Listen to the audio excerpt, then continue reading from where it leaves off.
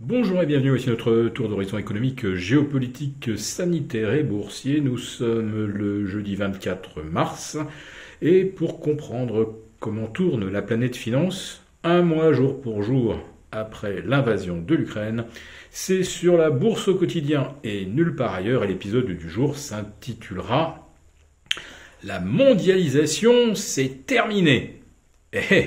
Avouez que ça en jette comme titre, non? C'est pas pour me jeter des fleurs, mais non, j'en suis pas l'auteur.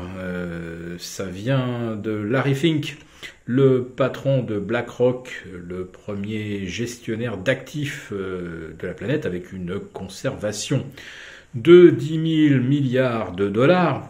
Certes, d'autres pourraient peut-être un jour lui contester cette place de plus gros asset manager, mais ça ne changerait rien au fait que BlackRock a en plus de ça un statut un peu spécial, puisque c'est BlackRock qui gère le bilan de la Federal Reserve, c'est-à-dire qui négocie, ajuste le portefeuille d'actifs de la Fed, ce qui en fait naturellement la société et de Larry Fink, l'homme le mieux informé au monde.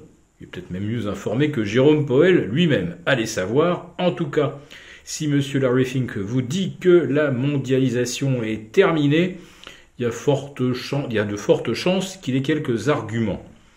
Bon, vous qui nous suivez, vous nous direz, c'est pas un scoop. On voyait déjà avec Donald Trump et son obsession anti-chinoise que manifestement on n'était plus dans un monde fluide, d'échanges fluides, et que tout devenait conflictuel. En fait, Biden a repris le flambeau, et alors là, par un coup de chance extraordinaire, voilà que les États-Unis, qui n'avaient pas été en guerre depuis 2017, se retrouvent donc maintenant arbitres d'un conflit. Alors quand je dis arbitre, vous savez que c'est un petit peu de l'humour de ma part, un humour un petit peu noir. Un arbitre qui en fait oriente complètement le match naturellement. Et cela exacerbe la fracture Est-Ouest.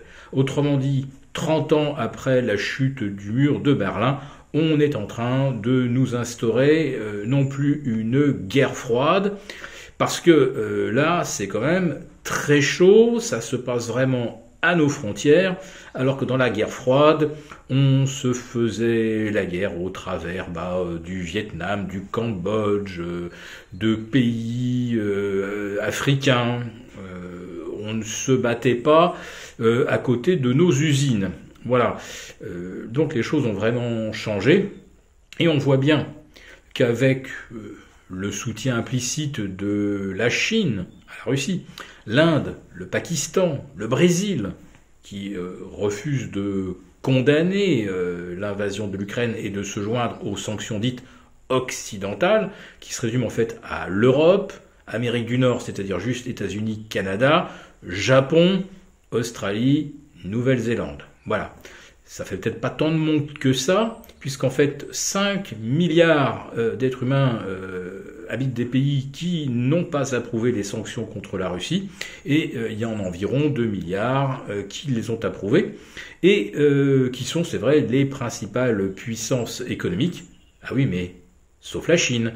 Or, un axe Russie, Chine, Inde, Asie du Sud-Est, plus la moitié de l'Afrique, au niveau mondial, ça commence à représenter quand même une sacrée puissance. Et ben voilà, les Américains qui n'avaient plus d'ennemis à leur mesure depuis 1990-1991 retrouvent donc et renouent avec une logique Est-Ouest, avec un vrai rival. Alors, non plus économique, parce que la Chine, elle est loin devant maintenant, naturellement. La Chine exporte tout et les Américains importent tout, sauf tout de même de l'énergie.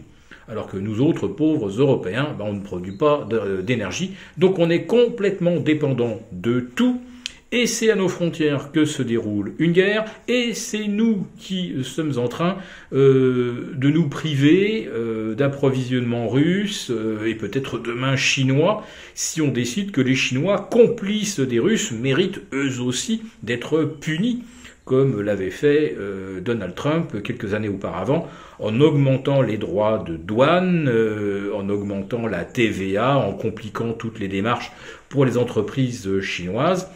Rassurez-vous, les Chinois, ça aussi, compliquer les démarches, augmenter la TVA, ils savent faire. Autrement dit, si on décide de punir la Chine, en retour, on sera bien puni, nous aussi. En tout cas, clairement, on ne va probablement pas revenir au monde d'avant, non plus avant le Covid, mais avant finalement que les ponts soient complètement coupés entre la Russie et l'Occident. La Russie qui se jette dans les bras de la Chine, qui elle-même tente d'asseoir sa monnaie, le yuan, comme la nouvelle devise mondiale, ce qui est arrivé en fait chaque fois qu'un pays est devenu le leader économique de la planète. On parle déjà de pétro-yuan. Eh bien ça, vous pouvez imaginer que pour les Américains, c'est le chiffon rouge, et que en réalité, derrière la guerre en Ukraine, se dessine une guerre beaucoup plus totale entre les États-Unis et la Chine pour la suprématie monétaire et économique mondiale. Et vous l'observez, nous sommes exactement au milieu de ces protagonistes, de ces peut-être futurs belligérants. Et comme d'habitude, quand l'Amérique doit mener une guerre contre un adversaire, elle le fait hors de son sol, et espérons que ça ne sera pas sur le nôtre. En tout cas, l'avertissement de Larry Fink, oui, c'est un constat assez lucide que le monde aujourd'hui est en train de se fracturer, de se bipolariser, mais que ça, c'est quelque chose qu'adorent les États-Unis et que nous, Européens, nous avons tout à perdre dans ce schéma. Si cette vidéo vous a plu, n'hésitez pas à nous mettre un pouce. On vous retrouve demain pour notre dernier live de la semaine avec nos abonnés des Affranchis.